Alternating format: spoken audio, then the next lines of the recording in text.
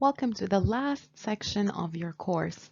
So, what do I do now to ensure all my students participate equally or have an equal chance at participating? You've set your lesson plan, you've included all 4 phases, and you've included a lot of differentiated activities or a lot of strategies to differentiate in the teaching of your lesson. So, what can you do now to make sure they participate equally? And we know that this is one of the most difficult things to do online because, well, in class, you can just rotate around, check the students, call by name, check who's paying attention, who's not. But online, you're not really sure if they're there or they went to sleep or they went to the bathroom. What can you do to ensure that all of them participate equally? So we're going to cover 2 things today, really quick things. I'm going to give you some tips to ensure that all your students participate online, and then I'm going to give you some online tools to help you out. So first of all, it is vital that all students have an equal opportunity to participate. And if that does not happen, then that means you're not teaching the entire class. In order for students to participate and be engaged in your classroom, um, they have to be there. They have to not just sign in and just show you their names. No, they have to be there. They have to answer your questions. They have to respond to inquiries. They have to, I don't know, read something in the lesson every now and then, explain something to the rest of the class. So you have to make sure it's your job to try to involve each and every student as much as possible. So 3 tips, 3 basic tips that should help you a lot. Always keep them on their toes.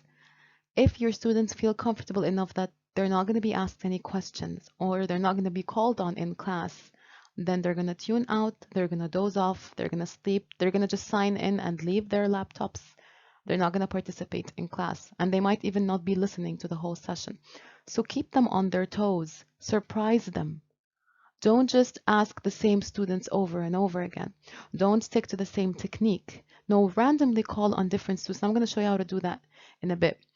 Randomly call on different students and ask them questions and tell them that this is part of their participation grade and that they need to be fully focused on the session and ready to answer any question at any time. The second thing is to reward those who participate. So any students who participate, acknowledge their participation. Say, today I'm really happy that Jim is paying attention in class. I'm really happy with his participation. Thank you so much, Jim, for being alert the entire session. That could be a simple reward. Another reward is to show them that in their participation grades. Another idea could be to just create a very simple certificate and give it to him during your online class. Share your screen, acknowledge him, and tell the other students that you really appreciate how much work he's been doing in class and you hope to see the same from the others as well. There are very easy ways to do that. You can just Google some certificate templates online, edit them, and then send them to your students. Now, the third most important tip of all is when you ask a question, don't start with the student's name. So, for example, if I'm teaching him a lesson on irony, and I could say, so what is ironic about this situation here that we have in the text? Don't start with, Tom, could you tell me where the irony is in the text? No, don't do that because that means only Tom is going to listen to your question. But instead, start with, so let's see here. Where is the irony in the text? Tom. And then Tom is going to answer you. Okay, and I'm going to show you now some techniques to help you pick out students' names. A trap that we usually fall in as teachers, and myself included, is that we usually call on the high achieving students that we know will respond and that we know are there. And as a result, only those students participate with us until the end of the year. We have to make sure we call on each and every student and let them know that they are all held accountable for whether or not they participate in class. So how can I ensure their participation in class, all of them? Well, there's the basic way, as we usually do, and then there are some online tools that you can use to add some fun to it. So the basic way is just to have a student list.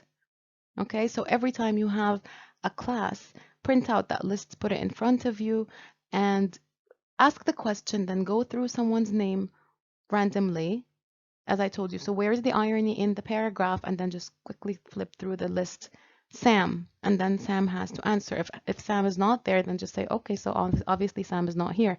I will take that into consideration next time in his participation grades, and then move on to the next person on your list.